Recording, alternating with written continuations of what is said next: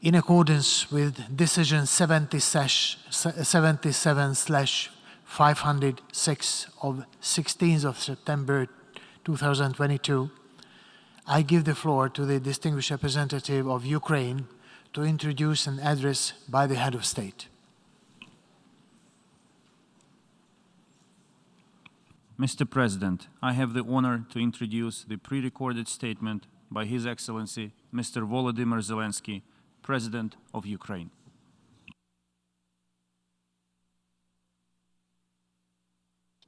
Greetings to all people of the world who value peace and unity between different and equal nations. I wish you all peace. I thank you that we are united in our striving to restore peace and to guarantee peace for any nation that has become a victim of the armed aggression. A crime has been committed against Ukraine, and we demand just punishment. The crime was committed against our state borders. The crime was committed against the lives of our people. The crime was committed against the dignity of our women and men. The crime was committed against the values that make you and me a community of the United Nations. And Ukraine demands punishment for trying to steal our territory, punishment for the murders of thousands of people, punishment for tortures and humiliations of women and men, punishment for the catastrophic turbulence that Russia provoked with its illegal war, and not only for us, Ukrainians, but for the whole world, for every nation that is represented in this hall of the UN General Assembly. I'm speaking on behalf of the state which is forced to defend itself, but has the formula for peace. I'm speaking to everyone who wants to hear how to achieve peace. I will present a formula that can work, not only for us, but for everyone who may find themselves in similar circumstances as we did. It's a formula that punishes crime, protects life, restores security and territorial integrity, guarantees security, and provides determination. There are 5 preconditions for peace. Dear Mr. President of the General Assembly, dear Secretary General of the United Nations, dear heads of states and governments, dear journalists, nations of the world, Ukraine wants peace. Europe wants peace. The world wants peace. And we have seen who is the only one who wants war. There is only one entity among all UN member states who would say now, if he could interrupt my speech, that he's happy with this war, with his war. But we will not let this entity prevail over us, even though it's the largest state in the world. Ukraine showed strength on the battlefield, using its right to self-defense in accordance with Article 51 of the UN Charter, and no one will reproach us now or in the future with weakness or inability to fight for ourselves, for our independence. We are achieving a result in this fight, and we see what the end of this war will be and what will be the guarantees of a stable peace. The UN Charter proclaims the equality of nations, and we proved that Ukraine is equal among the equals. The UN Charter protects the inviolability of borders, and we conform our state borderline by expelling the occupiers outside. The UN Charter stipulates the value of human rights, dignity, and life, and we also stipulate them with every Ukrainian city freed from Russian occupation. We didn't provoke this war. We held 88 rounds of talks in various formats to prevent this war, just from the beginning of my presidency until February 24 this year. But Russia, instead of stopping the crime of aggression, which it started back in 2014, turned it into a full-scale invasion.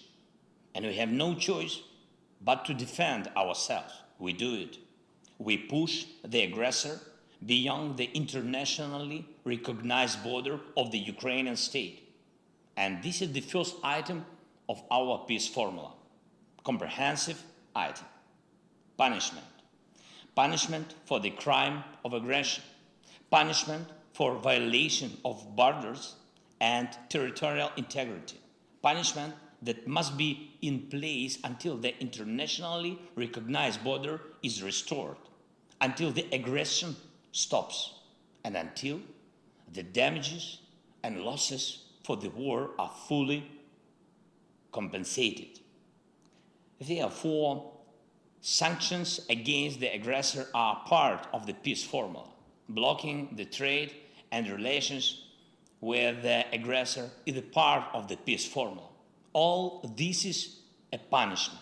So long as the aggressor is a party to decision-making in the international organization, he must be isolated from them, at least until aggression lasts. Reject the right to vote. Deprive delegation rights. Remove the right of veto if it is a member of the UN Security Council, in order to punish the aggressor within the institutions. We shouldn't turn a blind eye to propagandists who justify aggression, but apply a full package of personal restrictions against them. That is a punishment for lying. Citizens of the aggressor state shouldn't be allowed to enjoy tourism or shopping in the territory of those who value peace, but should be encouraged through visa restrictions to fight against the aggression of their own state. Punish for abetting the evil. A special tribunal should be created to punish Russia for the crime of aggressor against our state. This will become signal to all would-be aggressors that they must value peace or be brought to responsibility by the world. We have prepared precise steps to establish such tribunal. They will be presented to all states. Ukraine will appeal to the UN General Assembly to support an international compensation mechanism. We count on your support. Russia should pay for this war with its assets. It's also a punishment. This is one of the most terrible punishments for Russian officials who value money above everything else. The second item of the peace formula is the protection of life, the most concrete item. Now, while the sessions of the General Assembly continue in the Ukrainian town of Izum, Kharkiv region, the exhumation is underway of bodies from a mass burial which happened when the territory was controlled by Russian troops. The bodies of women and men, children and adults, civilians and soldiers were found there, 445 graves. There is a family that died under the rubble of a house after a Russian airstrike. Father, mother, 6- and 8-year-old girls, grandparents. There is a man who was strangled with a rope. There is a woman with broken ribs and wounds on her body. There is a man who was castrated before the murder, and this is not the first case. Ask, please, the representatives of Russia why the Russian military are so obsessed with castration. What was done to them so that they want to do this to others. The only thing that differs the mass burial in Izum from what the world saw in Bucha is in fact the burial. The Russian army was in Izum for a longer time, and therefore the bodies of the killed people were buried and not scattered on the streets.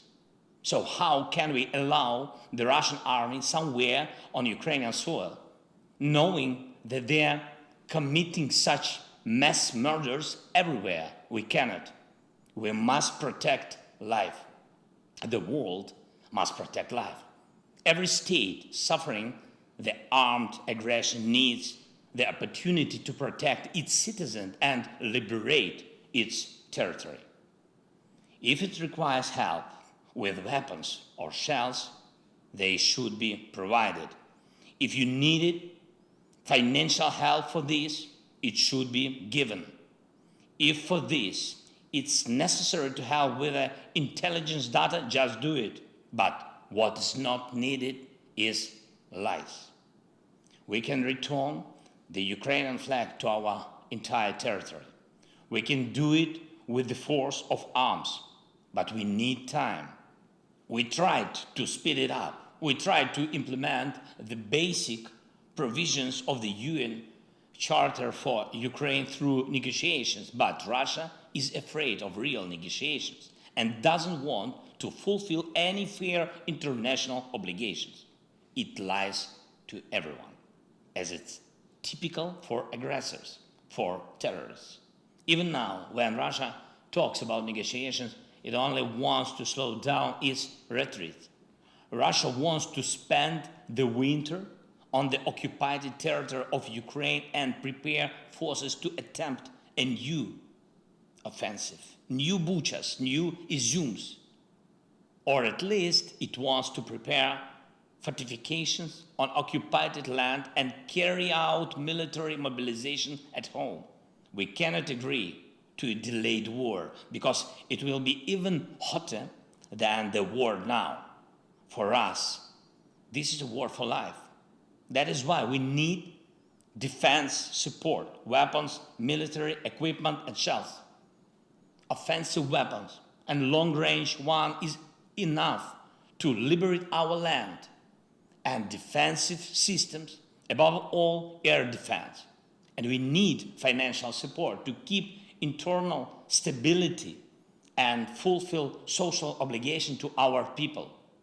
Physical and social protection are two elements of any nation's life. So, the second item of our peace formula is the protection of life by all available means allowed by the UN Charter. The third item of our peace formula is restoring security and territorial integrity. Look at how many elements of global security Russia has undermined with its war. Maritime safety, food safety, radiation safety, energy safety, and safety from weapons of mass destruction. We are already restoring maritime safety and food security, and I thank Mr. Antonio Guterres for his personal involvement. Algeria, Ethiopia, Egypt, Libya, Kenya, Somalia, Sudan, Tunisia, Bangladesh, Israel, India, Iran, Yemen, Cyprus, China, Korea, Lebanon, Turkey, Belgium, Bulgaria, Greece, Ireland, Spain, Italy, Netherlands, Germany, Romania, and France have already received Ukrainian agricultural products. And we have to increase the supply by sea, both under market conditions and within the UN food program, for which Ukraine is always a reliable partner. And by the way, despite all the difficulties caused by the war, we decided to provide humanitarian aid to Ethiopia and Somalia. So we will send them an additional amount of our wheat. But it's more difficult with other security elements. On the eve of the General Assembly meeting, Russia fired missiles at the South Ukraine nuclear power plant. The explosion hit the station buildings. Windows were broken. Walls were damaged. The rockets exploded only 300 meters from the walls of the reactors. And this is after the IAEA's clear appeal to Russia to stop any hostile activity against any nuclear facilities of Ukraine, and in particular against the Zaporizhzhia nuclear power station, the largest one in Europe, which Russia has turned into a target. And that makes all of you a target. Russian radiation blackmailing is something that should concern each and every one of you, because none of you will find a vaccine against radiation sickness. The cost of living crisis continues in dozens of countries. It rules in the destabilization of the energy market. It's necessary to remove the main factor of global price turbulence, namely Russian energy blackmailing. It's necessary to cap the prices at which Russia exports its energy resources. It's necessary to make Russian oil and gas just ordinary goods again. Currently, oil and gas are Russia's energy weapons. And that is why it manipulates the markets so that electricity, gas, petrol, and diesel become the privilege of few instead of being a common goods available to all. Limiting prices is safeguarding the world. This is the way to restore energy and price security. But will the world go for it? Or will it be scared? Will it be scared of Russian threats? It's necessary to take only one strong step, after which everything will become clear. The time has come for this. This step will put everything in place. After the Russian missile terror, after the massacres, after Mariupol, after the burning of the Ukrainian prisoners in Olenivka by the Russian military, after blocking the ports, after the strikes of the Russian tanks and missiles on nuclear power plants, and after threats to use nuclear weapons, which have become the rule, not the exception for Russian propagandists. We must finally recognize Russia as the state of sponsor of terrorism at all levels, in all countries that confess the values of peace and protection of human life, legally, politically.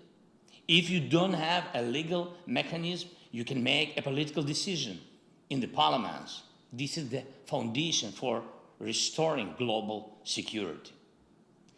If this strong step is taken, doubts will disappear whether to take other important steps. And what is very sensitive is the border, the territorial integrity. When one country tries to steal the territory of another state, it puts all of the world nation under attack. Global security cannot be restored without restoring the territorial integrity of the nation which suffered the armed aggression. So the third item of the Ukrainian peace formula is the restoration of security and territorial integrity. The fourth item is security guarantees. Every nation has the right to security guarantees, not only the largest nations, not only the most fortunate ones. We have proposals to upgrade the security architecture for Ukraine and for Europe and the world, which will not allow any more aggression against us. We are already presenting them to partners. Proposals for legally binding multilateral and bilateral treaties. These are the conditions for the guarantors to act and the timeline for their actions to bring results. Results on land, at sea, and in the air, in diplomacy and politics, in economy and finance, in providing weapons and intelligence. Each of you who will receive the text of our peace formula will also see the details of what we offer as security guarantees. I do not want to compare our offers with the guarantees of any alliances that exist on the planet now. I want to stress that it is always much better to guarantee the security of a nation preventively rather than to stop a war after it has already begun.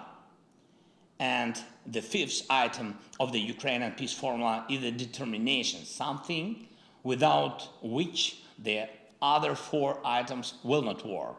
This is our determination to fight. This is the determination of the partners to help us and also themselves. And this is the determination of the world to unite around the one who fights against armed aggression and to call to order the one who threatens all. So, all five items of our formula: punishment for aggression, protection of life, restoration of security and territorial integrity, security guarantees, and determination to defend oneself.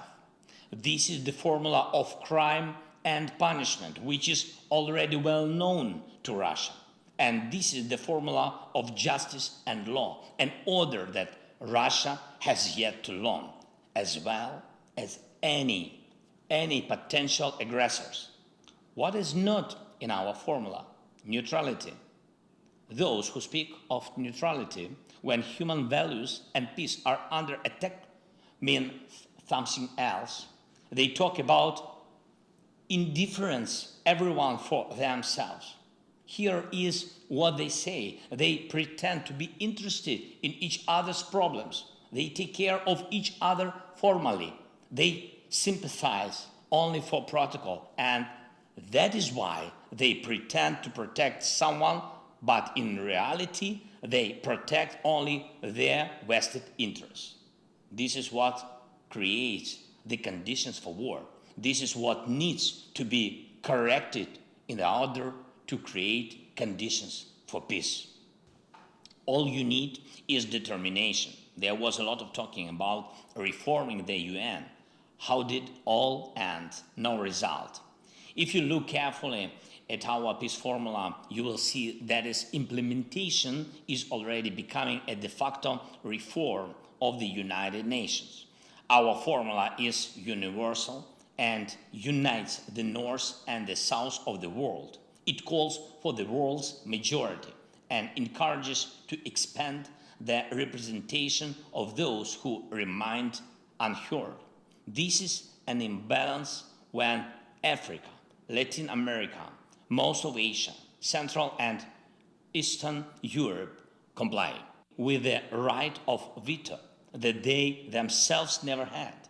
And this is what Ukraine is talking about. And have you ever heard such words from Russia? But it's a permanent member of the Security Council. For some reason. For what reason? No Japan or Brazil, no Turkey or India, no Germany or Ukraine. The day will come when this will be resolved. As for the talks between Ukraine and Russia, probably you have happened to hear different words from Russia about the talks, as if they were ready for them. But they talk about the talks but announce military mobilization. They talk about the talks but announce pseudo-referendums in the occupied territories of Ukraine.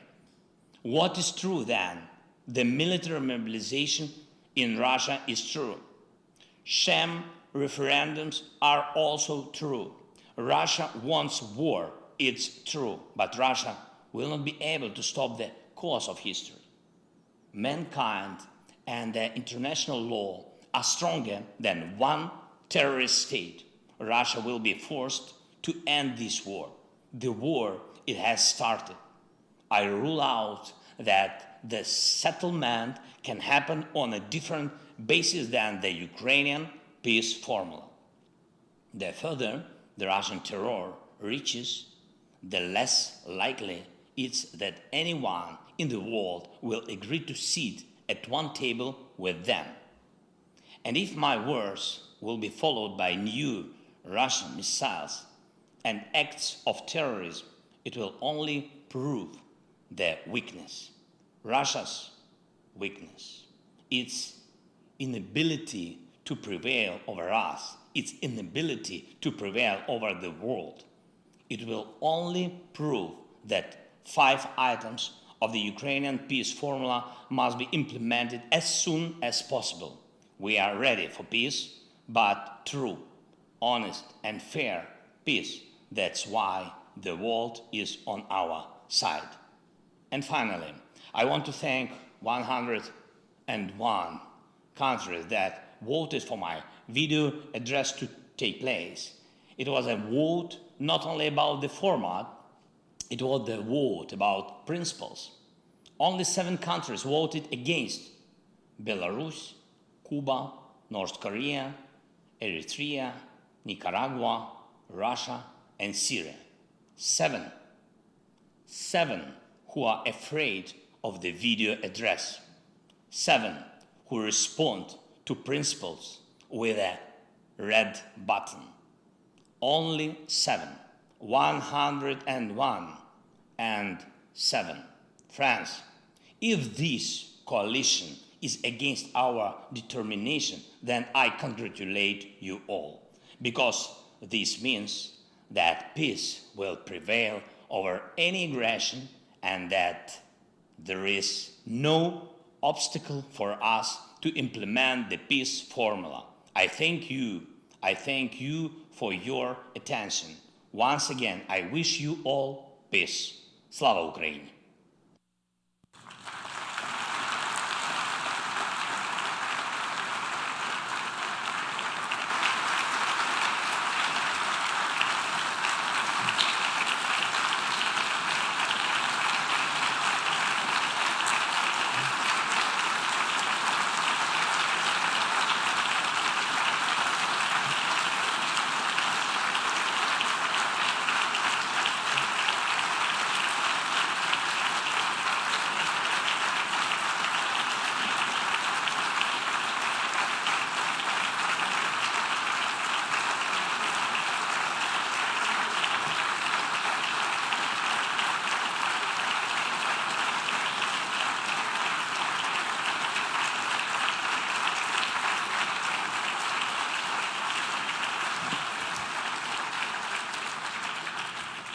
On behalf of the Assembly, I wish to thank the President of Ukraine for his statement just made.